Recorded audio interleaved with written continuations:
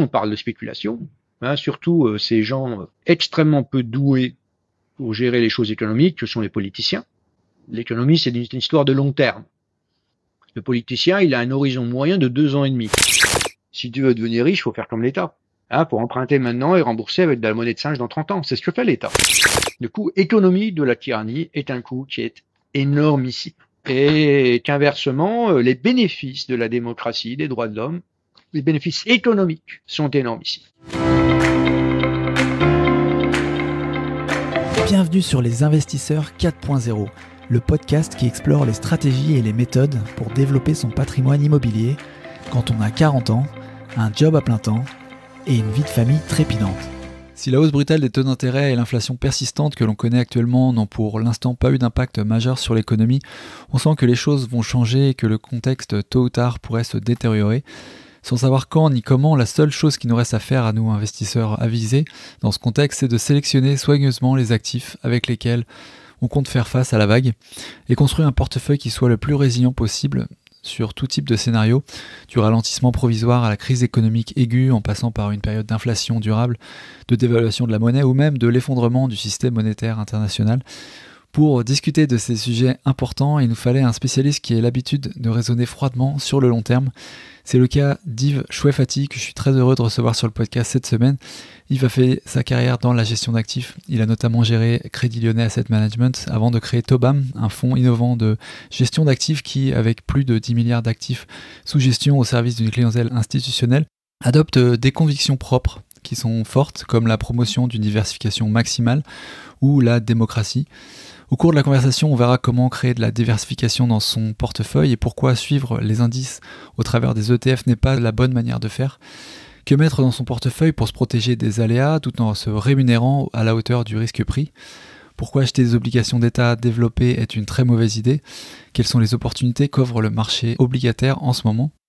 Quel facteur extra-financier comme le développement durable ou la démocratie est-il pertinent de considérer d'un point de vue purement financier ? Si le programme te plaît, installe-toi tranquillement et prépare-toi à changer ton approche de gestion de portefeuille. Avant de démarrer, je me dois de remercier les soutiens du podcast, ces personnes qui prennent le temps de rédiger un avis 5 étoiles sur Apple Podcasts ou Spotify pour le rendre plus visible. Alexis, cette semaine, nous écrit excellent podcast avec des contenus travaillés, très diversifiés, un bon équilibre entre pédagogie et niveau technique. Merci à toi chaleureusement, Alexis. Allez, sur ce, je t'invite à chausser tes lunettes long terme et à plonger avec moi dans la construction d'un portefeuille résilient avec Yves. C'est parti. Salut Yves, bienvenue chez Les Investisseurs 4.0. Bonjour Paco, bonjour à tout le monde. Merci beaucoup d'être là pour parler un petit peu des marchés financiers, du portefeuille d'investissement, toujours des thèmes très chers au cœur des gens qui nous écoutent et qui sont peut-être qui sont très avides d'informations de professionnels, de gens qui sont sur le terrain. Donc, ça fait très plaisir de t'avoir aujourd'hui. Est-ce que tu pourrais peut-être te présenter pour les gens qui ne te connaissent pas et puis présenter peut-être un peu ton parcours et ce que tu fais aujourd'hui chez Tobam? Très bien. Donc moi, je suis un mathématicien de formation. J'ai fait toute ma carrière dans l'asset management. Mon dernier job avant de créer mon entreprise, c'était directeur général de Crédit Lyonnais Asset Management, que j'ai dirigé pendant 3 ans, après avoir été le responsable de la gestion. Ensuite, il y a eu la fusion entre le Crédit Lyonnais et le Crédit Agricole. C'est à ce moment-là que je suis parti. Et je suis parti refaire des maths, faire de la recherche. Et à l'époque, la question qui m'a vraiment occupé, c'est que je me suis rendu compte que dans l'industrie de la gestion d'actifs, on passe notre temps à parler de diversification, mais que très bizarrement, la diversification, c'est quelque chose qui est mal défini. On mesure tout dans l'industrie de la gestion d'actifs, on mesure la volatilité, la tracking error, l'alpha, le bêta, le gamma, le theta, le VGA, le rho, mais il n'y a pas de mesure de la diversification, alors qu'on passe notre temps à parler de diversification. Et je me suis dit, ce serait...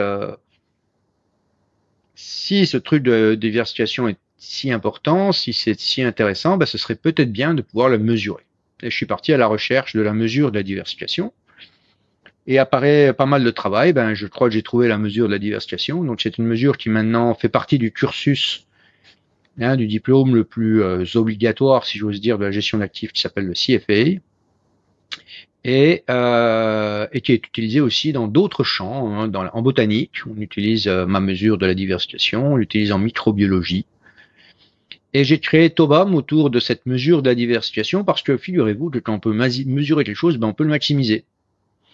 Hein, et ce que la vocation initiale de Tobam, enfin, c'est encore la vocation de Tobam, mais ce n'est plus une vocation unique. La vocation unique initialement de Tobam, c'était de fabriquer le portefeuille le plus diversifié dans un univers d'investissement donné. Donc le client choisit son univers d'investissement, les actions japonaises, les actions canadiennes, les actions suisses, les actions des pays émergents, les actions mondiales, le high yield, le monde du crédit à haut rendement ou le monde de l'investment grade, etc. Et on fabrique pour ses clients exactement le portefeuille le plus diversifié que l'on peut créer. Hein, donc j'ai créé la marque Tobam en juin 2005, l'entreprise Tobam en janvier 2006. Donc aujourd'hui, on est une entreprise, on reste une petite entreprise, hein, on est 45 personnes. On gère à peu près 7 milliards. Dans les 45 personnes, il y a 21 chercheurs. C'est un nombre de chercheurs qui est énormissime pour l'industrie. Hein. Il n'y a pas beaucoup de boîtes d'asset management où il y a 21 mathématiciens. Je ne crois pas qu'il y en ait en France. Je ne pense pas qu'il y en ait en Europe, en tout cas.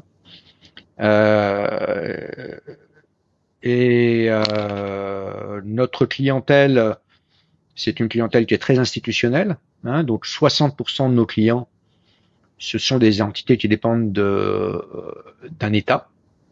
Ce sont des entités publiques. On a 20% de wealth management. Hein, et 65% de nos clients proviennent d'Amérique du Nord. Vous savez qu'en France, malheureusement, il n'y a pas tellement d'épargne financière. Hein. La Banque de France publie tous les ans un rapport qui s'appelle l'épargne des Français, et on voit que l'épargne financière des Français, elle existait dans les années 50, elle existait dans les années 60, et maintenant l'épargne financière des Français est devenue extrêmement faible. Hein. Les Français épargnent surtout dans l'immobilier, dans la résidence principale, et beaucoup dans des véhicules qui ont vocation à stériliser l'épargne, hein, comme l'assurance vie ou l'épargne en livret. Mais malheureusement, l'épargne des Français en matière financière est très faible. Il n'y a pas de fonds de pension en France. Il y a très peu de fonds de pension en France. Et donc, on a finalement assez peu une petite partie seulement de nos encours qui proviennent de France. Voilà un peu un tableau. Oui, j'imagine qu'il y a une certaine cohérence là-dedans aussi, de pouvoir. La diversification appelle à un accès à une classe très très vaste d'actifs, donc effectivement, ça a du sens de se porter au niveau global. Une question justement sur la diversification, et quand tu présentais un peu Tobam et son début, donc quand tu mesures la diversification, ce que tu dis, c'est le but originel de Tobam. Il y a beaucoup de chercheurs, il y a des modèles qui sont appliqués dans d'autres domaines, tu disais la botanique. Donc on est sur un modèle purement, enfin réellement mathématique. C'est ça qu'il faut comprendre. Tout à fait. D'accord. Tout à fait. C'est un modèle qui est purement mathématique. Pourquoi on chercherait à diversifier un portefeuille, hein? Tout le monde a en tête l'intuition qu'il faut être diversifié, mais pourquoi on chercherait à être diversifié? En fait, on chercherait à être diversifié si par malheur on ne bénéficiait pas d'une boule de cristal. Hein, si tu sais prévoir l'avenir, tu ne vas pas t'embêter à être diversifié. Parce que tu as tellement de chances d'avoir ta boule de cristal, tu vas mettre le paquet, hein, sur l'actif le plus prometteur. En fait, diversifier, c'est dû au fait que y a des gens qui ont vraiment pas de chance, et puis zut, ils n'ont pas de boule de cristal. Hein, c'est un peu à cette question qu'on cherche à répondre. Pourquoi quelqu'un n'aurait pas de boule de cristal? Tout simplement parce que l'avenir est difficile à prévoir. Hein, y a beaucoup de gens qui ont travaillé un peu sur la théorie des marchés financiers, et ils ont essayé de donner des noms à plein de concepts. Hein, et un marché qui est difficile à prévoir, ça s'appelle comment? Ça s'appelle, très paradoxalement, un marché efficient. Un marché est efficient quand il n'est pas prévisible. Alors, c'est bizarre de dire, intuitivement, on se dit, mais un marché efficient, c'est un marché qui marche. Un marché qu'on prévoit pas, qu'on peut pas prévoir, c'est un marché qui marche pas. En fait, non, c'est le contraire. Hein, pourquoi on n'arriverait pas à prévoir l'avenir? On n'arriverait pas à prévoir l'avenir si les prix des actifs tenaient compte de toute l'information disponible. Si on avait imaginé que je sois quelqu'un de très fort et que j'ai en ma possession toute l'information disponible, l'information qui est publique, l'information qui est cachée, voilà. Eh ben, si j'ai toute cette information et que je suis le marché, je vais essayer de fabriquer un prix qui tient compte de toute l'information disponible. Et si j'arrive à ça, la seule chose qui va faire varier les prix, c'est une information qui n'est pas encore disponible. Hein, donc un marché efficient, c'est un marché qui tient compte de toute l'information disponible, et par construction, c'est un marché qui est imprévisible, parce que comme il tient compte de toute l'information disponible, la seule chose qui peut le faire bouger, c'est une information non encore disponible. Donc en fait, ça nous amène un peu au mission statement de Tobam. Hein, donc vous prenez n'importe quel document commercial de Tobam, en première page, il y a la mission de l'entreprise. La mission de l'entreprise, c'est de fabriquer des portefeuilles professionnels et rationnels destinés à des investisseurs de long terme dans un contexte de marché efficient, de marché donc imprévisible. Hein. Tobam, ça veut dire Think Out of the Box Asset Management. Hein, think Out of the Box, ça veut dire, si je fais une traduction littérale, penser en dehors de la boîte, mais si je fais une traduction fondamentale, c'est avoir une pensée originale. Hein. Et on est originaux parce qu'on pense qu'en fait, contrairement à ce que d'aucuns pensent, on pense que si on ne sait pas prévoir l'avenir, il ne faut pas acheter l'indice. Pourquoi? Pas parce que l'indice, justement, il n'est pas diversifié. Si vous regardez aujourd'hui l'indice américain, il a une énorme allocation vers la tech. Si vous prenez l'indice français, il a une énorme allocation vers le luxe.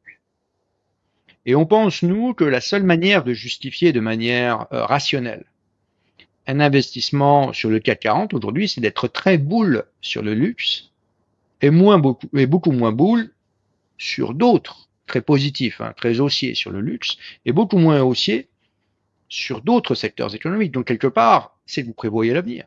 Si vous savez que ça va vous rapporter plus que ça. Si vous avez décidé d'allouer votre argent de manière non diversifiée, c'est que vous ne croyez pas que vous ne savez pas prévoir l'avenir.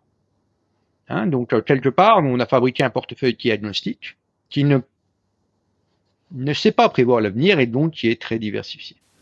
C'est vrai qu'il y a quand même une pensée un peu commune, en tout cas répandue, qu'en choisissant des indices, on est diversifié, et notamment, bon, tu parles du CAC 40, effectivement, c'est 40 valeurs, ça paraît peu, mais ça s'applique aussi non seulement ça paraît peu, mais en plus, elles sont pas bien distribuées. Si tu as des énormes poids, tu as des poids beaucoup plus limités.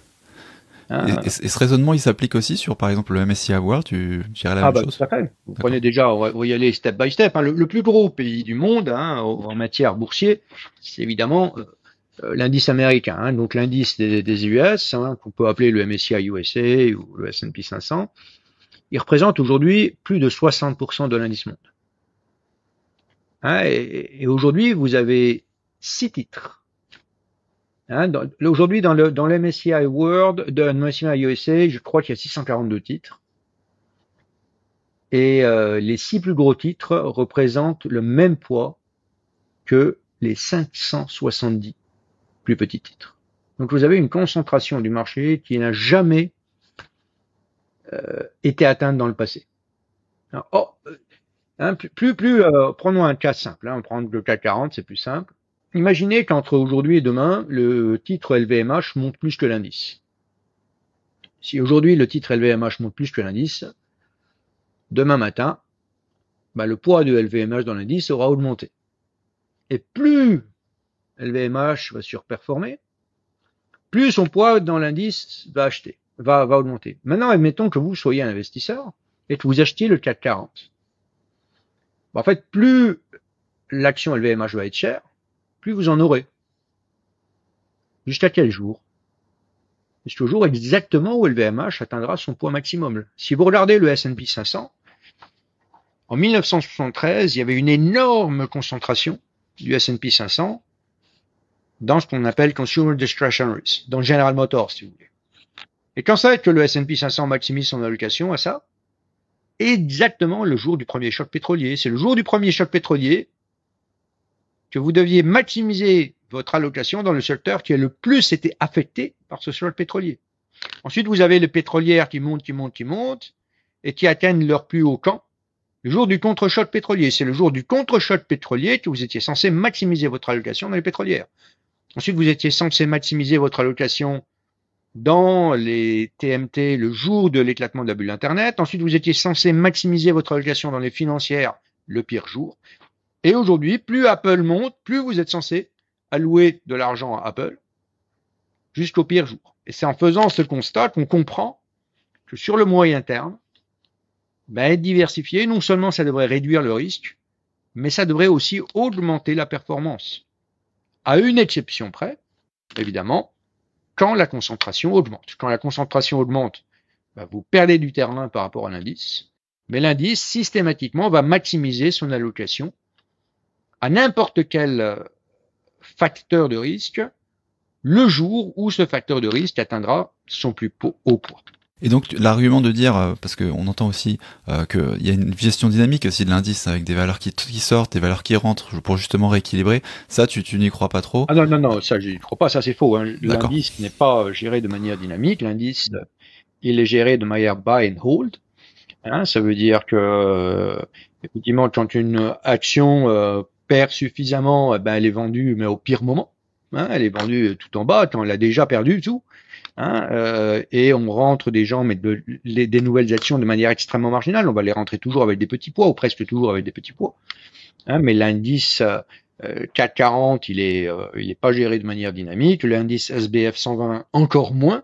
Hein, et plus vous prenez des indices représentatifs, plus ils sont buy and hold, parce que la définition de l'indice CAPI pondéré, c'est qu'il doit être pondéré par les CAPI. Et donc, on les change extrêmement marginalement. D'ailleurs, si vous calculez ce qu'on appelle, je sais pas comment on appelle ça en français, mais le turnover d'un portefeuille qui a pu pondérer, vous allez voir que le turnover est ridicule et qu'il est essentiellement représenté par le réinvestissement des dividendes.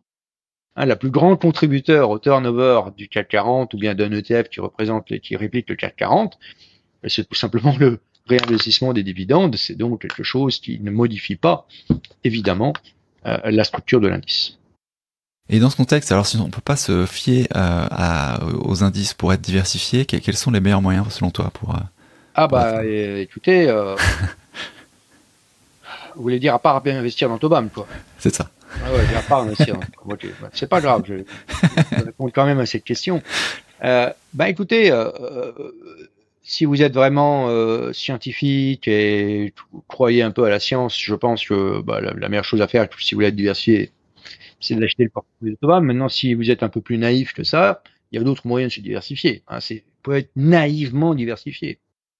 Alors la manière la plus naïve de se diversifier, c'est de se dire je vais fabriquer un portefeuille pondéré.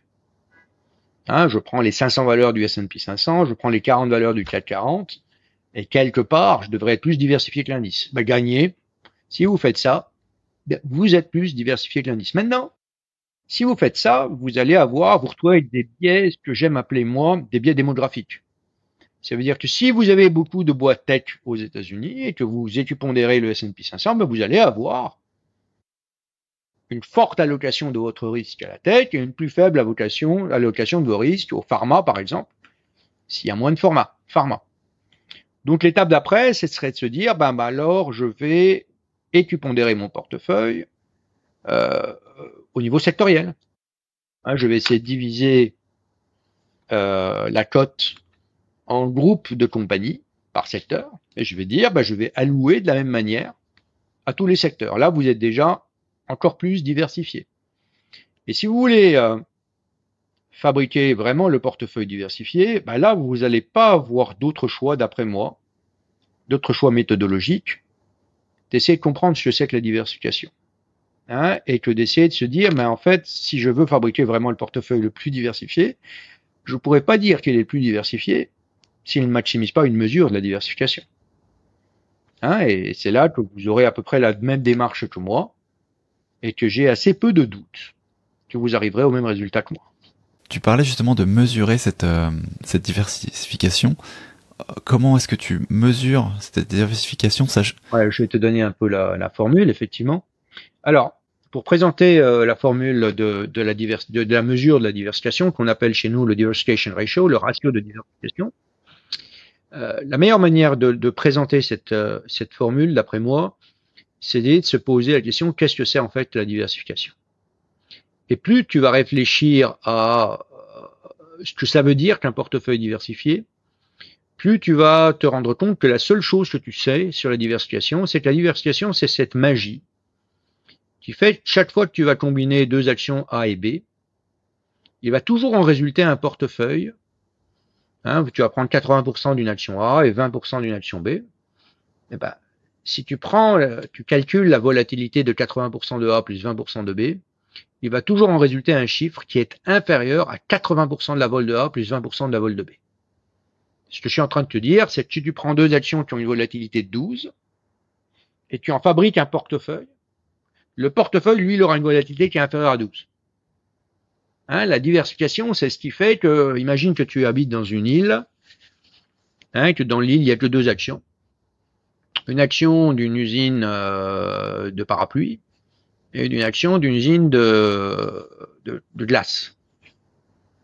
Hein, puis on va imaginer que les ventes de parapluies sont corrélées à la pluviométrie et que les ventes de glace aussi sont corrélées inversement à la pluviométrie.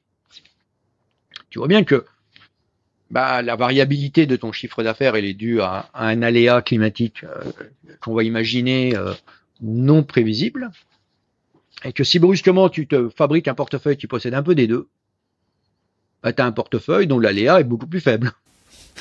Ouais. Hein, c'est ça qu'on appelle la diversification. Donc en fait, la diversification, c'est cette magie qui fait que quand tu vas combiner deux actions, le risque de la combinaison va être inférieur à la combinaison des risques. Hein, donc le risque de 80% de A plus 20% de B, c'est inférieur à 80% du risque de A plus 20% du risque de B. Et c'est ça qui m'a donné l'idée de fabriquer ce que j'ai appelé le diversification ratio, qui est tout simplement le ratio des moyennes pondérées des volatilités sur la volatilité du portefeuille. Donc je vais prendre 80% du risque de A plus 20% du risque de B, que je vais diviser par le risque du portefeuille lui-même. Et quels sont les moyens d'y arriver à cette diversification et... On maximise, on fabrique le portefeuille qui maximise la formule que je vous ai donnée. Et dès lors que vous l'aurez fait, vous aurez un portefeuille qui est bien diversifié de manière sectorielle, qui est bien diversifié en matière de style. En fait, il y a un client hollandais de Tobam qui un jour a fait une conférence sur nous et qui a dit ces gars, Tobam, ils sont en train de faire de leur mieux pour fabriquer le portefeuille le plus ennuyeux du monde. C'est un portefeuille qui n'est pas value, qui n'est pas growth, qui n'est pas small caps, qui n'est pas large caps, qui n'est pas pétrolière, qui est un portefeuille qui est tout simplement bien diversifié. En termes de sectoriel, géographique, support d'actifs, tout ça, quoi. Une conséquence de maximiser cette formule-là, c'est que vous avez un portefeuille dont personne ne pourra jamais dire qu'il a un biais. Il n'a pas de biais absolu. Il est également alloué à tout. Et vous n'arriverez pas à regarder mon portefeuille et me dire, toi, tu as un biais small caps, ou toi, tu as un biais large caps, ou toi, tu as un biais vers les pétrolières, ou tu as un biais... Non. Tu fais ça depuis 2005. Qu'est-ce qui a changé dans dans les manières d'obtenir ces diversifications avec l'évolution de l'environnement, des produits Alors, je fais ça depuis plus précisément 2006, mais c'est pas grave. Depuis 2006, on fait ça. Alors, qu'est-ce qui a changé? En fait, dans la formule, à peu près rien n'a changé. Ce qui a changé, c'est qu'au début, on fabriquait ça dans des univers plutôt simples. Puis après, on a fait de la recherche et puis on est arrivé à organiser en quelque sorte la portabilité de ça vers des univers plus compliqués. Au début, par exemple, pendant quelques années, on ne savait fabriquer ça qu'avec des portefeuilles monodevises. Puis après, on a compris comment il fallait faire dans un univers multidevises. Ensuite, on a eu un autre problème qu'on n'avait pas encore résolu à l'époque, c'était que comment calculer la corrélation? C'est quoi le secret de la diversification? C'est la corrélation. Tu veux des titres qui sont faiblement corrélés entre eux. Si je te mets un pistolet sur la temple et puis je te dis fabrique-moi un portefeuille diversifié avec deux actions sur le CAC 40, tu vois bien que si tu prends Renault et Peugeot, tu as un problème.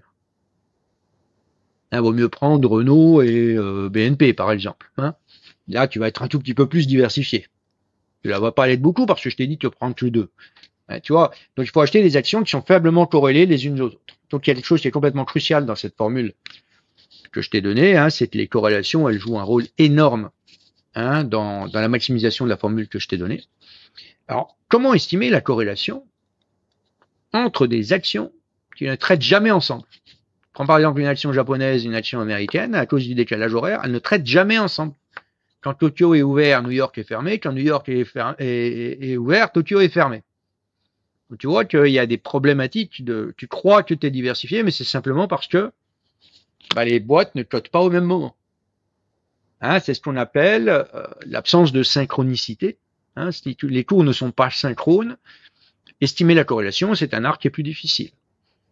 C'est quand on a réussi à maîtriser cet art-là, hein, qu'on a pu lancer un portefeuille qui gère des actions sur des plages horaires différentes, ce qu'on appelle la plésiochronicité, pas la synchronicité. Donc voilà un autre exemple. Ensuite, on a organisé ça, on gérait que des actions, puis après on a réussi à faire ça sur les obligues, sur le risque de crédit. Hein, ensuite, on a réussi à le faire dans un portefeuille qui mêle à la fois les obligues et les actions. Un portefeuille multi-actif. Ensuite, on s'est dit, tiens, ce serait rigolo de faire ça sur un portefeuille, sur un univers extrêmement bizarre, sur lequel il n'y a pas d'historique, rien du tout, pour voir comment ça marche. Donc, on a fait pas mal de recherches sur la crypto. On s'est dit, tiens, fabriquons un portefeuille bien diversifié de crypto pour voir ce que ça donne. Hein, et après, il y a des gens qui se sont saisis de notre formule et puis qui ont appliqué à d'autres domaines. Je t'ai dit, hein, il y a des chercheurs en botanique, hein, qui se sont dit, une forêt bien diversifiée, dont les espèces d'arbres sont bien diversifiées, devrait être en meilleure santé qu'une forêt où il n'y a qu'une seule essence. Et il y a un chercheur allemand qui a appliqué notre diversification ratio, puis qui a réussi à démontrer qu'effectivement, une forêt bien diversifiée au sens de notre mesure de la diversification, c'est une forêt qui est en meilleure santé qu'une forêt mono-essence. À quel tu disais que c'était un portefeuille ennuyeux finalement qui était un peu à la fin de tout ça. Moi, je voulais parler peut-être de passivité justement dans la diversification, ou plutôt à quel point ça peut être chronophage. Je t'ai dit que il faut être très précis dans les termes qu'on utilise. Nous, on n'est pas passif. Passif, ça veut dire que tu fais rien. Si, je sais pas, est-ce que tu as quelqu'un dans ton entourage qui n'est pas dans la finance? J'imagine que oui, Paco. Fais une petite expérience, dis-lui à cette personne qui n'est pas dans la finance, dis-lui qu'est-ce que ça veut dire passif pour toi. Il va te répondre, passif, tu fais rien. Le CAC 40, il est passif. Un gérant passif, c'est un gérant qui fait rien. Et qui se contente d'acheter une bonne fois pour toutes les titres, puis après, qui laisse la variation des prix agir sur son portefeuille. Moi, je suis pas passif. Je suis diversifié, c'est pas la même chose. Je suis neutre. Mais être neutre, ça veut pas dire que je suis pas obligé d'agir. Parce que quand j'ai un titre qui augmente, il va falloir que je vais me concentrer vers ce titre. Donc, il va falloir que je gère mon portefeuille. Donc, moi, je suis pas passif du tout. Je suis neutre. Et je suis quelque part l'anti-passif. Hein, parce que je laisse pas les prix gouverner. Je fais pas en sorte que chaque fois qu'un prix augmente, j'en ai plus en portefeuille, ce qui est quand même un peu paradoxal. Excuse-moi de t'avoir repris. Reprends ta question. Excuse-moi. Non, pas du tout. C'est parfait. Non, c'est parfait.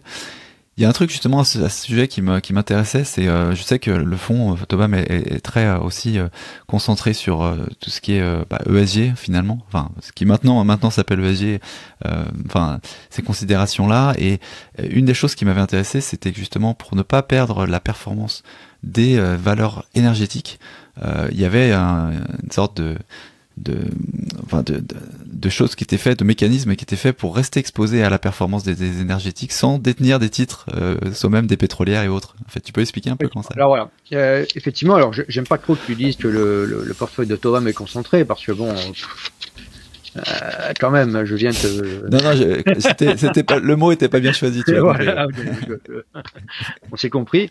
Donc effectivement, on n'est pas concentré. Surtout, ne va pas me dire un truc pareil. Parce que tu vas ruiner ma réputation.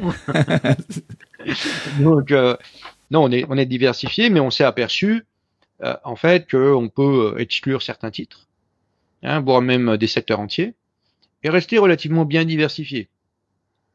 Pourquoi? Je vais te confier un secret, donc je ne le répète à personne. Hein, un optimiseur, ça triche. Hein, donc tu me dis, je veux exclure LVMH. Je dis ok, c'est pas grave. Hein, j'ai trouvé des titres qui sont corrélés à LVMH pour remplacer dans la sphère cette petite bosse inter. Tu vois, moi je cherche à fabriquer une sphère. Si tu me dis, ben, je te donne un coup de poing sur la sphère, puis ok, c'est pas grave, je vais combler cette bosse en achetant des boîtes qui vont représenter ce facteur de risque. Voilà. Je t'ai dit que la mission de Tobam, au début, je te l'ai dit, c'est de servir de manière rationnelle les investisseurs de long terme. Si je m'adresse à des investisseurs de long terme, je vais m'adresser à des gens qui sont très sensibles à la durabilité de ce qu'ils font. Ils sont sur le long terme. Un des plus gros clients de Tobam, ça a été le fonds de pension des fonctionnaires de l'État de Californie, CalPERS. CalPERS, ils ont un horizon de gestion qui est de l'ordre de 70 ans.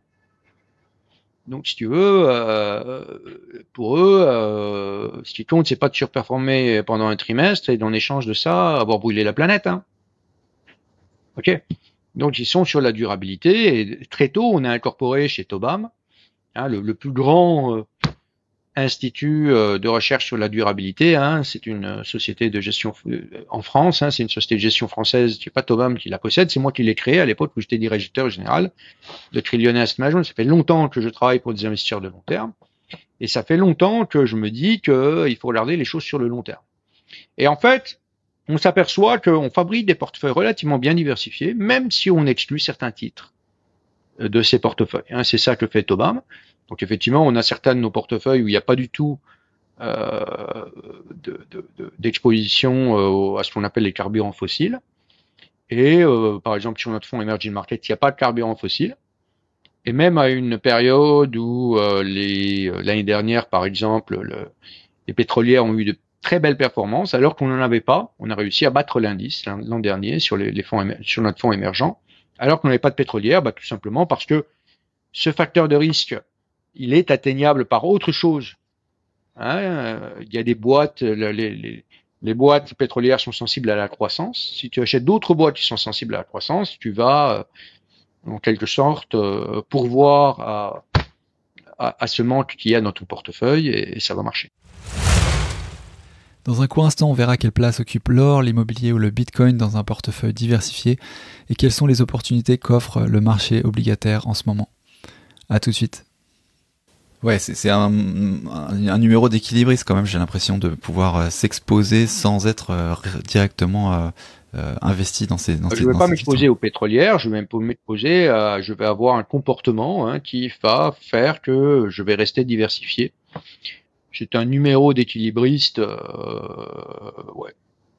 C'est un numéro et je veux rester équilibré, donc je ne vais pas nier le fait que je restais balanced, équilibré.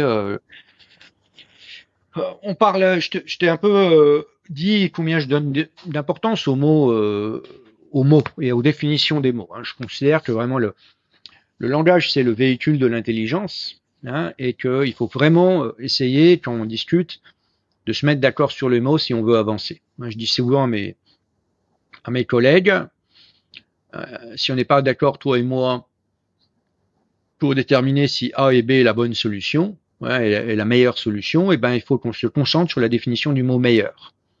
Et une fois qu'on sera mis d'accord sur le mot meilleur, on va tout de suite être d'accord, toi et moi, sur quelle est la solution qu'il faut adopter. Il y a un mot qui est utilisé très souvent et qui est mal défini. C'est le mot spéculateur. Tout le monde parle de spéculation, surtout ces gens extrêmement peu doués pour gérer les choses économiques, que sont les politiciens. L'économie, c'est une histoire de long terme.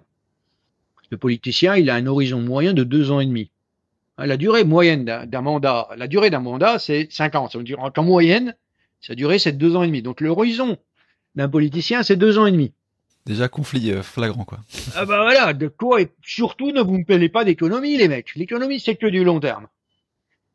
Alors, s'il y a un truc sur lequel les politiciens ne devraient jamais s'exprimer, c'est bien l'économie. Laissez l'économie en dehors de la politique, les gars. Ne vous mêlez pas de ça et confiez l'économie à des gens de long terme. Qui sont les gens de long terme? C'est à peu près tout le monde sauf les politiciens. Regardez, un fonctionnaire, sa carrière, il va le gérer sur le long terme. Un salarié, sa carrière, il va le gérer sur le long terme. Un chef d'entreprise, il est chef de son entreprise sur le long terme. Donc tout le monde a un bon alignement d'intérêts avec l'économie, sauf les politiciens. Donc les politiciens, ne vous mêlez pas d'économie. Mais alors, de temps en temps, on les entend parler de la spéculation et des spéculateurs. Alors ce serait intéressant de leur poser la question, mais tu utilises un terme, définis-moi ce terme. C'est quoi un spéculateur? Et en fait, la bonne manière de définir un terme, c'est très souvent de s'intéresser à son étymologie. Le terme spéculateur, ça vient du mot speculare. En latin, speculare, ça veut dire voir. C'est comme spectateur. Ce spectateur, celui qui voit. Et en fait, un spéculateur, c'est quelqu'un qui a une certaine vision de l'avenir et qui va fabriquer un portefeuille qui va tirer avantage de sa vision de l'avenir. Un spéculateur, c'est quelqu'un qui prévoit. Ok. Donc c'est quelqu'un qui fait une prévision et qui fabrique un portefeuille qui va tirer avantage de sa prévision. C'est ça la définition propre d'un spéculateur. Et quelque part, le contraire du spéculateur, un investisseur qui veut pas spéculer, c'est un investisseur qui n'a pas le choix. Il doit être diversifié. Tu vois, donc moi, quand tu me traites d'un numéro d'équilibriste, effectivement, je vais essayer d'être diversifié, mais je peux t'assurer, c'est beaucoup plus facile d'être diversifié que de prévoir. Mmh. Non, c'est intéressant parce que ça démontre le mot spéculateur qui est apparenté à court-termiste, alors tu viens de déprouver que justement c'est le contraire, quoi. Donc, voilà, enfin, on peut essayer de prévoir les choses avec un horizon d'une microseconde, ce qu'on appelle le high frequency trading. Le trading haute fréquence, c'est de la spéculation très court-termiste. Mais quelqu'un qui se dit, moi je crois plus au luxe qu'à la pharma, qui achète du CAC 40, c'est un spéculateur aussi. Il met énormément d'argent dans un secteur qu'on pourrait appeler le luxe, c'est très peu d'argent dans les pharma ou dans autre chose. Mais c'est un spéculateur, quelqu'un qui achète du CAC 40. Quelqu'un qui veut investir sans spéculer, il n'a pas le choix, il faut qu'il soit diversifié. Et puis le CAC 40 n'est pas diversifié. Le CAC 40 devrait être réservé à des gens qui sont extrêmement, si vous voulez, indifférents au risque, parce que le CAC 40 est un portefeuille, mais monstrueusement spéculatif. Il est tellement concentré. Vous voyez que vraiment, il y a beaucoup de gens qui distribuent des produits financiers qui n'ont rien compris. Parce qu'ils disent, t'as pas d'opinion, tu veux pas spéculer, t'achètes du CAC 40. Attends, le CAC 40, il n'y a rien de plus spéculatif que le CAC 40. C'est un portefeuille, mais hyper spéculatif. Je voulais te replacer un petit peu, nous replacer un petit peu dans le contexte actuel économique qui est assez, où les gens sont assez perplexes face à des conditions, où les choses ont changé quand même rapidement. On parle de récession économique depuis 2019, une forte hausse des taux maintenant, l'inflation rampante. Face à ça, en fait, comment est-ce que tu vois déjà les classes d'actifs, comment elles réagissent à ces nouvelles, et dans cette manière-là, comment être un peu résilient par rapport à son portefeuille justement pour pouvoir minimiser la casse ou anticiper, mieux gérer face à cette situation, quoi. Voilà. Alors, je vais essayer de résumer ce que tu m'as dit en des mots opérationnels. Ce que tu me dis, c'est une montée des incertitudes. Une montée d'incertitude, ça veut dire que la prévision semble plus difficile. Et si la prévision semble plus difficile, tu as intérêt à diversifier. Donc c'est je bois du petit lait là, d'accord? Donc effectivement, si tu as une montée des incertitudes, si les choses te paraissent moins évidentes, tu n'as certainement pas intérêt à avoir un portefeuille qui est extrêmement concentré vers un seul secteur ou vers un seul style. Aujourd'hui, si tu as des actions, si tu as un portefeuille comme le S&P 500, tu as une énorme allocation de ton risque qui va vers la tech, vers en gros 5 ou 6 boîtes, qui sont des boîtes extrêmement chères. Une boîte comme Nvidia aujourd'hui, elle capitalise à peu près, je sais pas, je vais pas regarder, mais il y a 2 semaines, c'était plus de 200 fois son bénéfice. Une boîte comme Amazon, c'est presque une centaine de fois son bénéfice. Donc c'est des boîtes qui sont extrêmement chères, qui sont énormes. Et si tu achètes du S&P, tu as énormément d'exposition à ces boîtes-là. Et si tu as le sentiment qu'il y a plus d'incertitudes, peut-être que tu as intérêt à être plus diversifié. Et comme Tobam fait, nous on n'a qu'une seule dans cette stratégie, et on a d'autres stratégies, je ne sais pas si on en parlera ou pas. Mais dans la stratégie Maximum Diversification, la seule chose qu'on fait, c'est effectivement être bien diversifié et fabriquer un portefeuille, en américain on appelle ça un all-weather, un portefeuille qui résiste un peu à tous les temps. Je t'ai parlé du bouquin qu'on édite tous les étés, Et le deuxième chapitre de ce bouquin, c'est les valeurs de l'entreprise. Et ce qui m'a vraiment incité à fabriquer ce deuxième chapitre, et comment j'ai essayé de fabriquer ce deuxième chapitre, c'est en m'inspirant d'une phrase de Marcel Dassault. Alors tout le monde ne connaît pas Marcel Dassault. Marcel Dassault, c'est le fondateur de l'entreprise Dassault, donc qui aujourd'hui fabrique les Rafales, avant c'était les Mirages. Et Marcel Dassault avait coutume de dire qu'un bon avion est un bel avion et qu'un bel avion était un bon avion. On s'est dit, nous, c'est ça qui guide un peu la manière dont on réfléchit aux valeurs. Les valeurs, c'est un peu les critères de la beauté. C'est qu'est-ce qui fait que l'entreprise doit être belle. Il y a de la cohérence, il doit y avoir de la cohérence, il doit y avoir de la transparence, il doit y avoir de l'alignement d'intérêts, il doit y avoir de la clarté dans les définitions. Donc tout ça, c'est une belle boîte. Et nous, on fabrique un portefeuille qui ressemble à une sphère. C'est pas moche, une sphère. C'est pas un objet moche. Le CAC 40, c'est un truc qui ressemble plutôt à une bouteille. C'est pas moche non plus, mais enfin, on n'a pas intérêt à se tromper dans la direction, quoi. Ouais. Il y a aussi dans cette notion justement de all-weather portfolio, la notion traditionnelle du 60-40, du forever portfolio aussi. Avec la hausse des taux, les obliques aussi commencent à avoir un intérêt peut-être plus important. Comment tu vois, toi, justement, ce 60-40 aussi? Alors, 60-40, c'est un sujet qui est très intéressant. C'est un des premiers sujets qui m'a occupé dans le début de ma carrière. Quand je suis arrivé au Crédit Lyonnais, j'étais à l'époque un jeune chercheur, et puis qu'on m'a demandé de travailler sur certains sujets. Un des sujets qu'on m'a demandé à travailler, c'était le multi-asset. Alors, il y a un truc qui est très intéressant quand on s'intéresse de manière un peu technique au portefeuille multi-asset, c'est qu'en fait, quand vous achetez un portefeuille comme ça, en fait, vous avez acheté un portefeuille qui a un risque donné. Et il y a quand même un paradoxe, c'est que notre appétit au risque n'est pas le même à nous, les clients. Quelqu'un qui a 35 ans et qui prépare, qui est en train de former son épargne pour prendre sa retraite à 75 ans, il doit pas forcément avoir le même type d'investissement que quelqu'un qui vient de prendre sa retraite à 60 ans. C'est clair. Ok. Et donc, on arrive à ce que je décris souvent en anglais comme there is no asset allocation that fits everybody. En fait, il n'y a pas d'allocation d'actifs qui va à tout le monde. Donc, essayer de fabriquer un portefeuille 60-40, c'est sans doute quelque chose de très louable, mais il ne faut pas imaginer que ce portefeuille-là, il aille à tout le monde. Donc, c'est très important. Il y a une chose que ne peut pas déterminer tout seul un gérant d'actifs, c'est ce en anglais on appelle le gearing. C'est-à-dire, est-ce que tu dois prendre une méga exposition au risque? La seule chose qui est rémunérée, soyons clairs, en finance, c'est le risque. Donc, contrairement à ce que disent des gens qui comprennent rien à l'économie, je t'ai déjà catégorisé ces gens-là, je vais pas me répéter, ça risque de devenir ennuyeux. Risk is good. Le risque, c'est bien. Il faut comprendre que le seul endroit où on ne courra pas de risque, c'est le cimetière. Le jour où on y sera, là, on courra plus de risques, mais dans tous les autres moments de notre vie, on court des risques. Quand tu choisis tes études, tu cours un risque. Quand tu présentes un examen, tu cours un risque. Tu veux plus courir de risque, t'as plus présenté d'examen.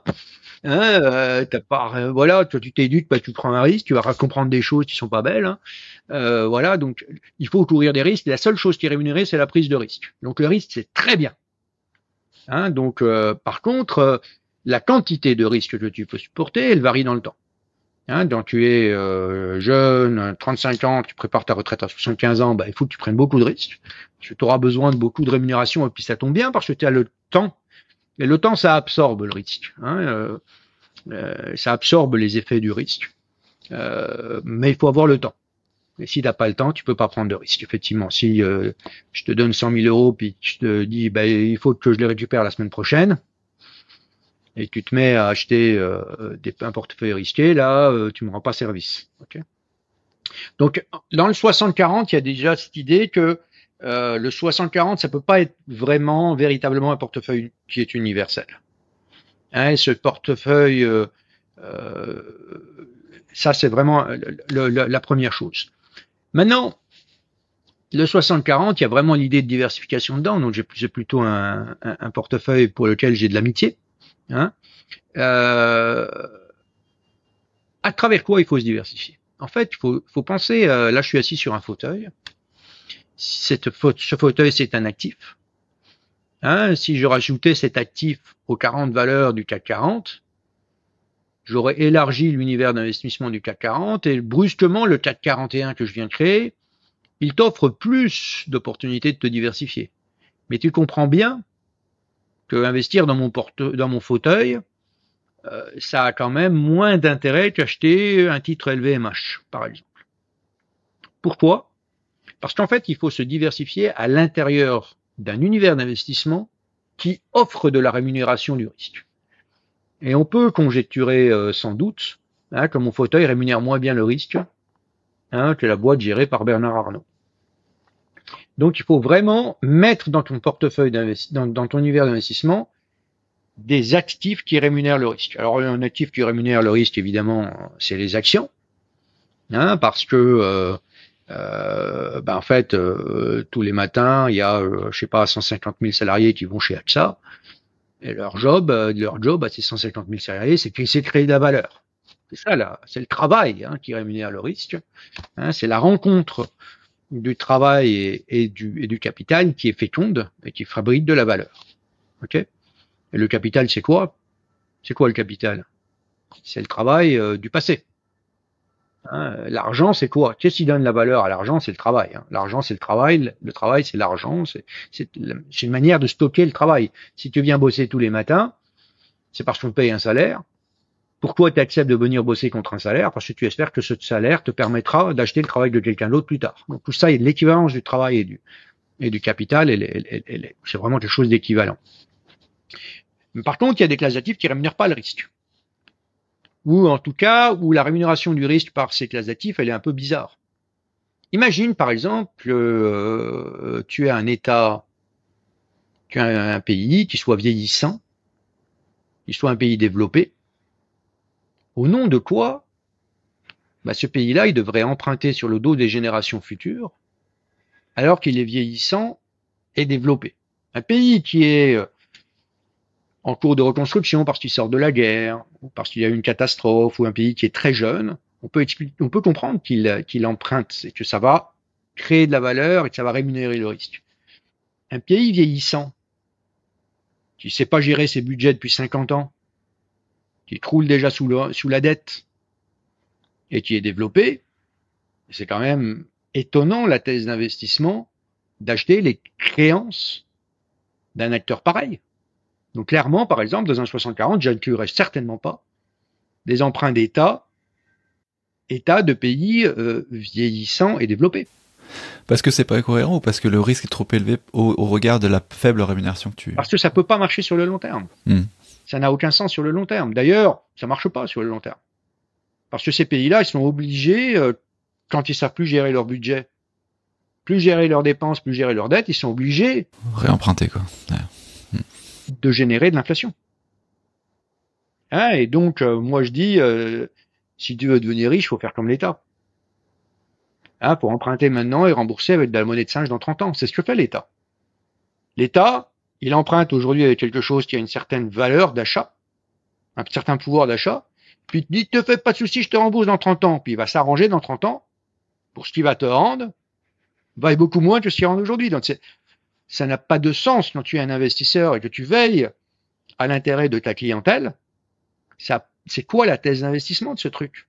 Pourquoi je vais acheter un papier émis par une boutique qui ne sait pas gérer ses budgets, qui penche toujours plus, de moins en moins efficacement, et qui ne peut pas éternellement prélever de la richesse sur sa population, et qui n'a pas d'autre choix que de générer de l'inflation par de l'impression monétaire. Donc, il ne faut pas acheter des emprunts d'État dans les pays développés vieillissants. Donc, un truc qu'il ne faut pas inclure dans le 60-40, un 60-40 qu'il ne faut pas acheter, c'est des 60-40 qui possèdent des emprunts d'État de pays développés, vieillissants, et qui croulent déjà sous la dette. En termes de risque-rendement, l'or, l'immobilier, tu les places comment? Alors, c'est très intéressant. L'immobilier, c'est quelque chose qui rend service. Hein, donc, ça a du sens de penser que ça doit rémunérer le risque. L'immobilier, il a un petit défaut, c'est qu'il n'est pas très mobilier. Hein, donc, c'est quelque chose sur lequel l'État a tendance à beaucoup se servir. S'il se dit, ça sortira pas. Donc, comme c'est quelque chose qui peut pas prendre la fuite, il a tendance à beaucoup le taxer. Et dans l'histoire économique mondiale, je parle pas de la France, mais vraiment au niveau mondial, c'est un actif qui a tendance à être très taxé, où la rémunération du risque est anormalement faible par rapport aux autres actifs. Donc en théorie, on n'a pas forcément beaucoup envie d'en acheter, mais en relatif, effectivement, ça rapporte beaucoup mieux que les obliques, parce que je te l'ai dit, les obliques, c'est quand même le dernier placement. Les obligations d'État, sur le long terme, faut vraiment pas acheter un truc pareil. C'est une bonne manière de stériliser son épargne et de détruire de la valeur d'achat, du pouvoir d'achat. Mais enfin, ça reste. Donc le mobilier reste mieux que l'oblige, mais c'est pas quand même un truc qui est très génial. Il faut vraiment être très diversifié dans l'immobilier. Il faut avoir en tête que mettre toute sa fortune dans un seul immeuble, c'est quand même prendre beaucoup de risques. Ou dans un seul bien immeuble, ça peut être c'est quand même pas très diversifié tout ça. L'or est un truc très intéressant. En théorie, les matières premières, c'est pas un truc qui rémunère le risque très bien. L'or est une matière première un peu spéciale. C'est une matière première qui est spécialement rare. Et en fait, dans une période où il y a de plus en plus, où le système financier, les banques centrales et les banques commerciales créent beaucoup de monnaie, en fait, les biens rares ont tendance à s'apprécier. Vous savez qu'on exploite qu'une très faible partie de notre intelligence. L'intelligence consciente, c'est une toute petite partie de notre intelligence, et on sait très bien, il y a beaucoup de choses qu'on perçoit, mais qu'on ne sait pas vraiment, qu'on perçoit de manière inconsciente, et on sait tous très bien tu n'as pas intérêt à détenir des billets de banque dans ton coffre-fort pendant 20 ans, parce que tu vas ouvrir ton coffre-fort, que tu vas pouvoir t'acheter beaucoup moins de choses dans 20 ans qu'aujourd'hui. Donc, posséder du cash, c'est évidemment sur le moyen terme la certitude de perdre beaucoup de pouvoir d'achat. Et donc, on a envie de se débarrasser de son cash. C'est vraiment la seule manière d'utiliser, le seul service que te rend ton cash, c'est quand tu le vends, bizarrement. Pour t'acheter une baguette de pain, pour t'acheter un appartement, pour acheter une action. Donc le cash, il faut toujours s'en débarrasser. Je parle sur le moyen terme. À court terme, tu peux avoir opportunité. Si tu es dans une population maltraitée dans certains coins du monde, à un moment donné, tu as intérêt à avoir du cash plutôt qu'un immeuble, ou plutôt que des actions, ou plutôt que voilà. Donc le cash, ça peut rendre des services pour transporter de la valeur, mais c'est pas quelque chose que tu as intérêt à posséder sur le long terme. Mais quand tu t'es au moins inconsciemment convaincu de ce théorème, que ton ennemi c'est le cash, que toute ta valeur, tu ne veux jamais la garder en cash, parce que le cash c'est un truc qui s'évapore dans le temps, dont la valeur s'évapore dans le temps, tu vas essayer d'acheter des biens qui sont un peu plus durables, qui s'évaporent moins, et qui sont un peu plus rares, parce que le truc le moins rare du monde c'est le cash, vu que il y a une imprimante géante dans certains coins du monde qui en déverse des tonnes pour acheter de la dette d'État qui de toute façon sera jamais remboursée, donc qui augmente, etc. Donc les biens rares ont tendance à s'apprécier en période de diminution du pouvoir d'achat. Ou quand la monnaie, j'aime pas parler d'inflation parce que l'inflation telle que la calculent les instituts de statistiques est fausse.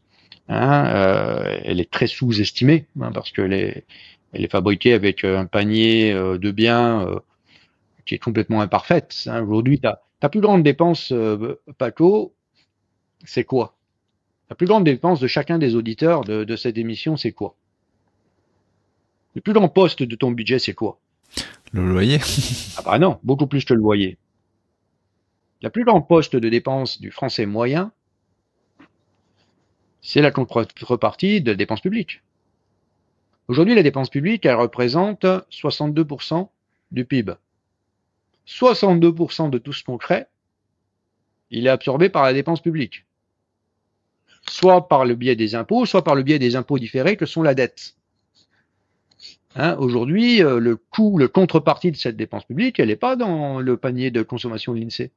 Donc tu as déjà 62% de ton budget qui rentre pas dans le calcul de l'inflation. Le deuxième poste le plus coûteux dans ton budget, Paco, c'est peut-être effectivement le fait que tu as besoin d'un abri pour dormir la nuit. Comment l'inflation tient compte de ça? En prenant les coûts de la construction. Mais en fait, ce qui fait que ton logement est de plus en plus cher sur le long terme, c'est pas du tout les coûts de la construction, c'est le foncier. Or, le foncier, il ne rentre pas en compte dans le calcul de l'inflation parce que l'organisme qui calcule l'inflation considère que ce n'est pas consommé, tu consommes pas le foncier, tu investis dans le foncier. En fait, tu le consommes aussi, le foncier. Si tu as l'usufruit de quelque chose, tu le consommes, je suis désolé. Si tu as l'usufruit de ton foncier, il est méchamment consommé, le foncier. Donc tu vois que l'inflation, il faut être vraiment précis. Est-ce que c'est l'inflation, c'est le truc que publie l'INSEE, ou est-ce que l'inflation, c'est vraiment, ça reflète l'augmentation des coûts de la vie. Donc l'augmentation des coûts de la vie est importante, il faut acheter des biens rares. C'est pour ça que l'or, il a tendance, alors qu'il n'est pas si rare que ça, l'or, quand même, parce que la productivité des mines d'or augmente tous les ans, et qu'il y a une quantité d'or dans le sous-sol terrestre qui est énormissime par rapport à ce qu'on a déjà miné. Aujourd'hui, on a miné, je crois, 0,0000, il y a 12 zéros avant un 3% de l'or présent sur Terre. Donc il y a des quantités d'or qui sont monstrueuses. Mais l'or est quand même assez difficile à atteindre avec la technologie actuelle. On progresse tous les ans, c'est pour ça que les productivités de mines d'or augmentent. Mais l'or s'apprécie à cause de ça. L'art, regardez l'art. L'art, c'est un peu la définition de ce qui est rare. Tu prends un Picasso, c'est rare. Mais pourquoi les Picasso sont si chers que ça? Parce qu'ils sont très rares. Si je pouvais produire les Picasso aujourd'hui avec les mêmes volumes qu'on sait que la BCE s'est imprimé des billets de banque, je peux te dire que les Picasso, il partira vite, ouais. Ça serait moins cher que je vais pas utiliser des termes, voilà, mais personne ne se battrait pour acheter des Picasso, Si je te comprends bien, tu mettrais le Bitcoin et les cryptos dans le même raisonnement. Alors le Bitcoin, c'est intéressant. Le Bitcoin, c'est quoi? Le Bitcoin, j'aime pas dire que le Bitcoin est une monnaie. J'aime dire que le Bitcoin, c'est un projet. Et le Bitcoin, pour ceux de nos auditeurs qui sauraient pas ce que c'est que le Bitcoin, moi j'ai une manière de définir le Bitcoin qui tient en une phrase. Le Bitcoin, c'est un truc qui est digital, qui est solide, qui est décentralisé, qui est pair à pair, et dont il y a 21 millions. En fait, le grand truc qu'a inventé l'inventeur du Bitcoin, cet inconnu qui s'appelle Satoshi Nakamoto, le grand truc, c'est qu'il a réussi à faire un truc qui est digital, qui est solide, qui est pair à pair, qui est décentralisé, et dont il y a 21 millions. Il n'y aura jamais plus que 21 millions de Bitcoin. Et ça, je veux dire, tout le monde y a réfléchi, c'est pas possible de faire plus de 21 millions de Bitcoin. Et donc, quelque part, il a inventé l'objet rare par excellence. Plus parfait que l'or, quoi, finalement. Quelque part, ouais. Je suis un peu provocateur, puis il y a beaucoup de gens qui disent le Bitcoin c'est l'or en mieux. Moi, je dis non. L'or, c'est du Bitcoin en moins bien. Je crois qu'effectivement, dans son acception monétariste, l'or, il a essayé de faire comme le Bitcoin. Il a essayé d'avoir l'objet rare, la ressource rare, d'être la ressource rare qui est présente en quantité limitée, mais en fait, il y a une quantité illimitée d'or dans l'univers. Il y a plein d'or sur la planète Mars, il y a plein d'or sur la Lune. Tu ne trouveras jamais un Bitcoin sur la planète Mars. Donc l'or, le Bitcoin, c'est vraiment un projet. Pour l'instant, je ne peux pas vraiment dire que le Bitcoin est exactement une monnaie. C'est un projet Mais vous savez, donne-moi un autre projet que le Bitcoin. LVMH, c'est un projet. Le prix de LVMH, quelque part, c'est une estimation de ses profits futurs. Donc c'est un projet. LVMH, le père Arnaud, à la tête d'LVMH, il a le projet que sa boîte, elle soit profitable l'an prochain, et dans 10 ans, et dans 20 ans. C'est ça qui justifie le prix de LVMH. Tout ça, c'est des projets. Donc le Bitcoin, c'est un projet. Et on peut effectivement imaginer qu'il y a une petite place pour le Bitcoin dans un portefeuille diversifié. Petite, pourquoi? Parce que c'est un projet un peu neuf, le Bitcoin. Et comme tous les projets neufs, il est très risqué, il est très volatile. Son prix varie énormément. De moins en moins dans le temps. Ça veut dire que la variation du prix du Bitcoin en 2009 ou en 2010, il se prenait des gamelles de 50% ou des profits de 100% en une journée. Maintenant, il le fait plus du tout. Donc, il est de moins en moins volatile, mais il reste très volatile. Et si on veut être diversifié dans un portefeuille, il n'y a pas de raison de ne pas avoir un peu.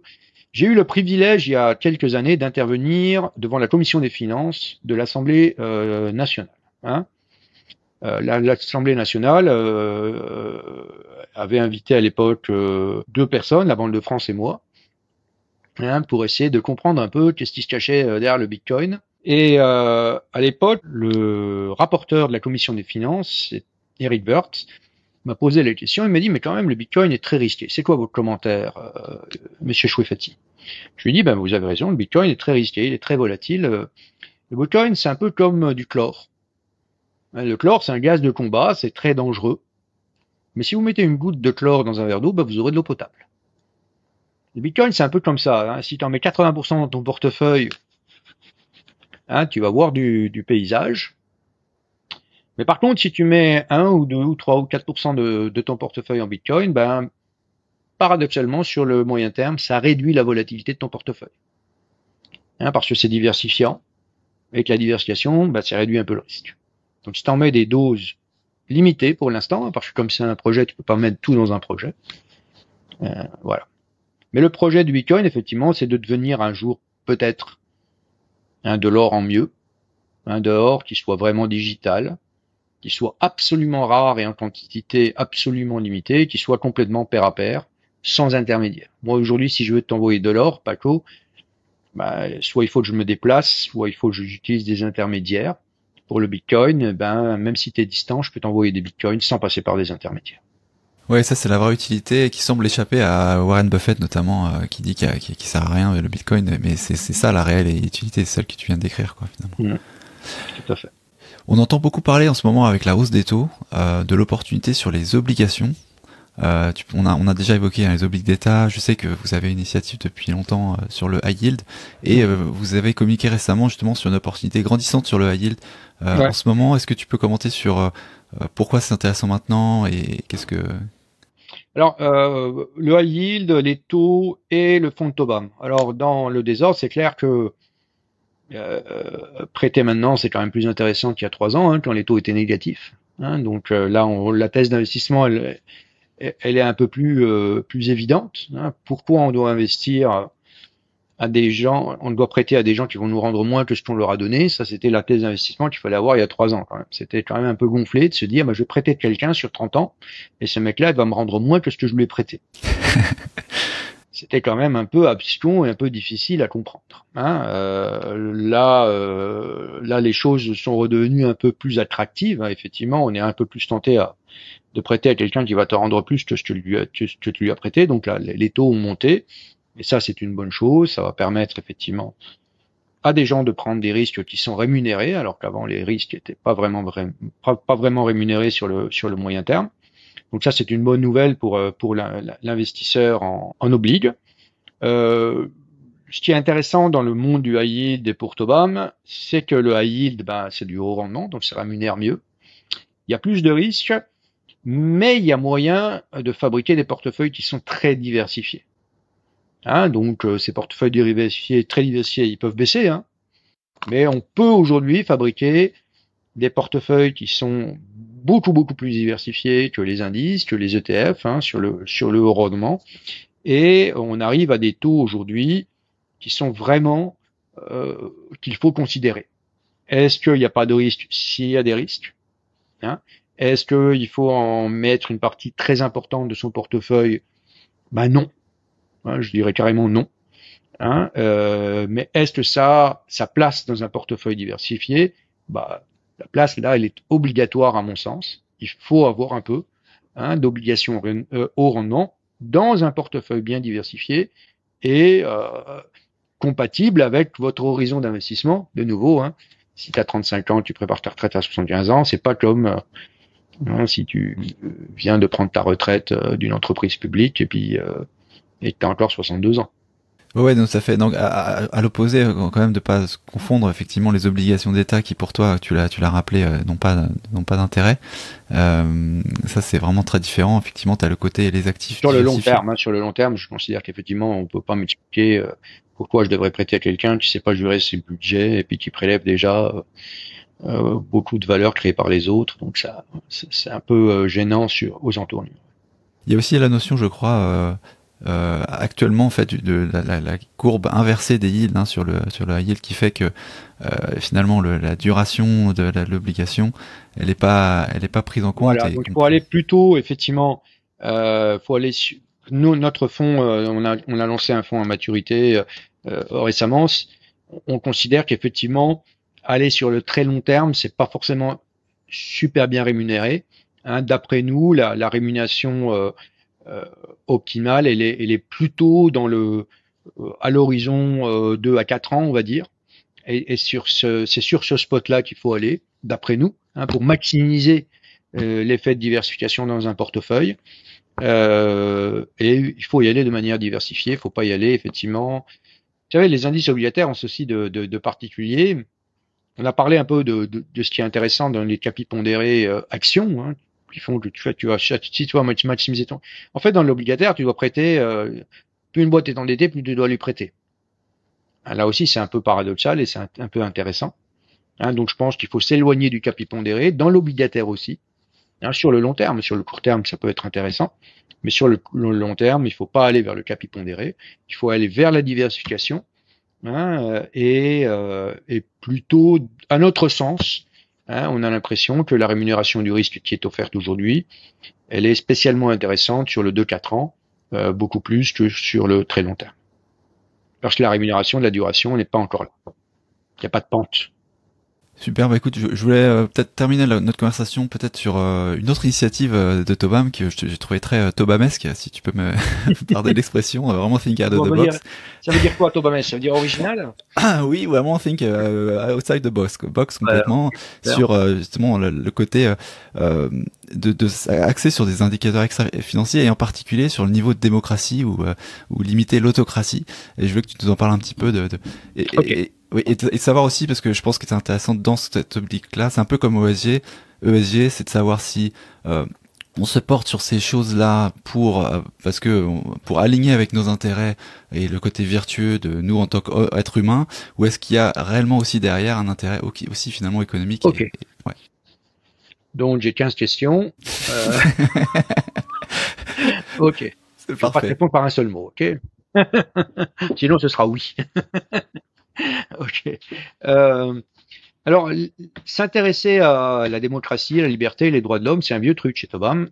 Ça a commencé en 2009. À l'époque, on n'était pas 45, chez Tobam, on était 8. Et j'ai rassemblé mes collègues dans une salle de réunion et je leur ai dit, les gars, il va falloir qu'on choisisse une cause de philanthropie. Et je leur ai dit, vous avez 15 jours. Dans 15 jours, vous venez tous chacun avec un PowerPoint et chacun va présenter une cause de philanthropie et on va choisir. 15 jours plus tard, on s'est retrouvés dans la même salle, et puis il y en a chacun avec un PowerPoint, il y en a qui ont présenté les restaurants du cœur, il y en a qui ont présenté la lutte contre le cancer, il y en a qui ont présenté l'éducation. Et moi et mes collègues, on est venus avec un PowerPoint, et la première page de notre PowerPoint, c'était un slide qui démontrait que quel que soit le critère que tu retiens, le pays le plus éduqué d'Europe en 1930, c'est l'Allemagne, sur chacun des critères. Le plus de prix Nobel, le plus d'universitaires, le plus de diplômés de l'enseignement secondaire, de l'enseignement primaire, le moins d'analphabètes. Sur chacun des critères, c'était l'Allemagne. Et ça n'a pas empêché l'Allemagne de l'époque de produire la pire des catastrophes qui réussit à produire l'humanité. Donc la moralité de ce premier slide, c'est l'éducation, ça suffit pas. Et on a dit à nos camarades à l'époque, bah, écoutez les gars, on croit qu'on a trouvé ce qui suffit. Ce qui suffit à débarrasser l'humanité de Hitler, de Staline, de Mao, de Chavez, de Kadhafi, de Saddam Hussein, de tous ces salopards, dont il y a eu beaucoup trop pendant l'histoire de l'humanité. Et ça tient en 2 mots, c'est les droits de l'homme. On a démontré aussi que les droits de l'homme, c'est une cause orpheline. Si on compare la quantité de ressources qu'on alloue aux droits de l'homme par rapport à la quantité de ressources qu'on alloue à d'autres causes très nobles, comme l'éducation, la santé, tout ça, bah, c'est ridicule. C'est simplement ridicule. La plus grosse ONG de défense des droits de l'homme, elle atteint pour la première fois 100 millions d'euros de budget l'an dernier. 100 millions d'euros, c'est le service d'urgence d'un hôpital parisien moyen. C'est rien. Ok. Et donc c'est comme ça qu'on a commencé qu'on a choisi les droits de l'homme comme cause comme champ philanthropique. Et comment on fait? On fait des appels d'offres. Et on fait des appels à projets, on finance des projets. Et c'est des gros moyens qu'on a mis. On a donné à peu près 10% de nos profits. Donc c'est quelque chose de non négligeable. Sur des initiatives qui ont vraiment été... par exemple, c'est nous qui avons financé l'ouverture du bureau de Human Rights Watch en Ukraine en 2015. C'est quand même... Voilà, on a un impact. Et on a commencé à faire de la recherche depuis longtemps sur ce champ-là. Et peu à peu, on est arrivé à des résultats. Et l'année dernière, on a jugé qu'on avait suffisamment de résultats pour pouvoir faire une stratégie sur ça. C'est quoi l'idée? L'idée, c'est que comme on gère, nous, l'argent de nos clients, ben, en fait, on n'a pas envie de confier cet argent à l'arbitraire et à l'irrationalité économique. Et les pays où ne règne pas la démocratie, c'est des pays où règne l'arbitraire et l'irrationalité économique. Et ça, l'histoire le prouve, les chiffres le prouvent. Il y a plein de recherches académiques qui démontrent qu'effectivement, le coût de la tyrannie, le coût économique de la tyrannie est un coût qui est énormissime. Et qu'inversement, les bénéfices de la démocratie, des droits de l'homme, les bénéfices économiques sont énormissimes. Parmi les 15 questions que tu m'as posées, pour introduire le sujet, tu m'as dit des critères non économiques. Les critères non économiques, c'est pas mon métier. J'ai l'habitude de dire que mon métier, moi je suis pas prêtre, je suis pas rabbin, je suis pas imam, je suis pas moufti, je suis pas bonze. Donc mon métier, il ne consiste pas à essayer de différencier le bien du mal. Je peux avoir une opinion personnelle sur la chose, mais c'est pas professionnellement mon sujet. La manière dont j'ai toujours décrit le métier d'asset manager, c'est que mon métier, ça consiste à essayer de différencier ce qui marche de ce qui marche pas sur le long terme. Et à Tobam, on a acquis la conviction étayée que la démocratie, les droits de l'homme, le pluralisme, la liberté d'expression, l'alternance, ça marche, économiquement parlant. Et on a acquis la conviction que la tyrannie, ça marche pas, économiquement parlant. Et donc, si ce truc, ça marche pas, faut pas y être exposé. Et c'est ça un peu le nouveau produit qu'on a lancé, qu'on a appelé, parce qu'il faut trouver un nom, donc finalement, on a trouvé un nom simple, ça s'appelle Liberty. Ce produit-là, en fait, il est tout simplement c'est une démarche en 2 temps. Un premier temps qui consiste à identifier un facteur de risque, comme on le fait dans notre métier. De même qu'il y a des gens qui identifient un facteur small cap, un facteur large cap, un facteur low vol, un facteur growth ou value, on identifie un facteur qu'on a appelé le facteur de risque tyrannie, et on a fabriqué un portefeuille qui est faiblement exposé à ce facteur de risque. S'exposer à la tyrannie, c'est s'exposer à une courbe en J inversée. Tu vas faire de l'argent pendant quelques années, à la fin tu vas tout perdre. La plus belle, le plus beau des courbes, il y en a plein des courbes en J inversées comme ça, le plus beau qu'on a trouvé, si j'ose dire, parce que beau c'est quand même un qualificatif un peu bizarre pour qualifier ça, c'est l'Allemagne entre 1930 et 1950. Si tu investis en Allemagne en 1930, tu vas te faire plein d'argent. À l'époque, en Allemagne, on construit des usines, des autoroutes, une armée. Personne n'est plus heureux qu'un investisseur court-termiste en Allemagne. À la fin, tu vas tout perdre, y compris ton âme. Il va rien te rester. Et c'est comme ça. C'est ça, à ça que tu t'exposes quand tu t'exposes financièrement et économiquement parlant, à la tyrannie. D'accord. Un exemple, j'ai vient en tête, c'est la Russie. Tu penses que ça rentre évidemment. dans cette case ou ouais. Évidemment, il y a alors il y a quelque chose de très intéressant avec la Russie récente. Hein. C'est une étude qu'a publiée l'université de Yale. Hein, une des plus grosses universités américaines, c'est l'université de Yale. Ils ont publié un papier que tu peux trouver sur Internet aujourd'hui, en octobre ou en novembre de l'année dernière. C'est un papier qui démontre qu'il y a plus de 1000 entreprises cotées en dehors de Russie qui ont dû fermer leur business en Russie l'an dernier. Il en a résulté pour ces 1000 boîtes 240 milliards de dollars de pertes. Tu prends une banque française, la Société Générale, ils ont perdu 4 milliards en Russie l'an dernier. 4 milliards, c'est une boîte française. McDonald's Canada, ils ont vendu 800 restaurants pour $1 l'an dernier. Donc en fait, l'exposition au facteur de risque tyrannie, elle est très majoritairement en direct. 240 milliards de dollars de pertes, c'est bien plus que ce que le monde occidental possède en actions russes. Donc tu vois que la majeure partie de ton exposition, elle est indirecte. Donc quand tu achètes une action, il est nécessaire de calculer action par action. Et l'an dernier, il y a eu un événement géopolitique majeur, qui est l'invasion de l'Ukraine par la Russie. L'indice Emerging Market a perdu 4%. Notre indice, nous, c'est plutôt... non, il a perdu 8%, l'indice Emerging Market. Nous, c'est plutôt une hausse de 4%. D'accord ?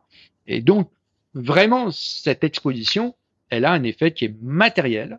L'année dernière, vous eussiez perdu 12% par rapport à un portefeuille qui n'a pas ce risque-là. Donc le risque, le facteur de risque tyrannie existe. Ce facteur de risque rémunère le risque négativement. La majeure partie de l'exposition à ce risque, elle est indirecte. Et quand vous vous privez de ce risque, vous vous privez de rien. C'est pas la peine d'aller investir en tyrannie. Tout ce que vous trouvez dans les tyrannies, vous pouvez le trouver en démocratie, sauf la tyrannie. C'est fascinant. C'est super intéressant. Je te remercie, Paco. Et puis, écoute, on arrive sur la fin de notre conversation. Est-ce qu'il y a des ressources que tu pourrais nous indiquer pour les auditeurs qui veulent aller plus loin sur les sujets qu'on a je les invite à aller sur 2 sites internet. Là, ils vont trouver pas plein, mais ils vont trouver quelques ressources. Un site qui s'appelle tobam.fr et un site qui est tout neuf et qui est encore plus original. L'autre site s'appelle tobamdirect.com. tobamdirect.com.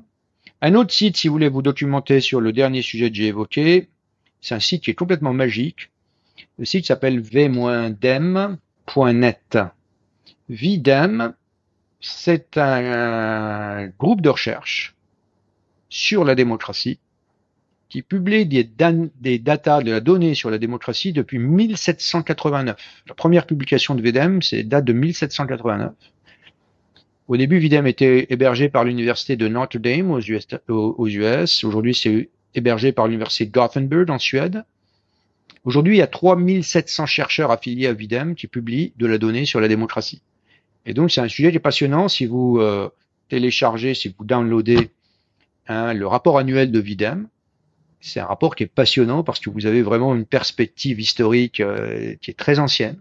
Et vous voyez effectivement combien cette chose qui s'appelle la démocratie est une chose qui est volatile. On parlait de volatilité. Aujourd'hui, on peut pas dire que la démocratie sur le court terme progresse. Évidemment, si on compare les choses il y a 50 ans, ou il y a 100 ans, ou il y a 30 ans, elles ont progressé. Là, effectivement, le recul de la démocratie est pratiquement généralisé, même dans les pays occidentaux. Si on regarde les paramètres qui qualifient la démocratie, ils sont pas tous au grand beau. Ça recule. Il y a la démocratie, c'est pas un truc qu'il faut tenir pour acquis. C'est une énorme source de valeur ajoutée économique, mais c'est une source qui est fragile et qu'il faut monitorer. Et à Tobam, c'est quelque chose qu'on regarde avec beaucoup d'attention. Excellent. Les gens qui veulent se rapprocher de toi, tu les rediriges vers quel canal en priorité ? Il y a un truc qui s'appelle contact@tobam.fr et j'essaierai de garantir une réponse à tous ceux qui voudront se rapprocher de nous. Tu t'exposes là, tu sais. Oh là là. Excellent. Bon, merci beaucoup Yves pour ton temps, merci pour ces éclairages, c'est vraiment passionnant. Merci beaucoup. Puis, je te dis à très bientôt. Allez, à bientôt, au revoir. Au revoir. Voilà, c'est tout pour aujourd'hui. J'espère que cet épisode t'a plu. Faites-toi un investisseur un peu mieux informé. Si c'est le cas, n'hésite pas à partager ce podcast avec ton entourage et à lui mettre une évaluation 5 étoiles sur Apple Podcasts ou Podchaser. Ça permet de le faire monter dans les classements et de me donner la motivation pour t'offrir toujours le meilleur contenu. Voilà, merci beaucoup encore pour ton soutien et une très bonne fin de semaine à toi. Ciao!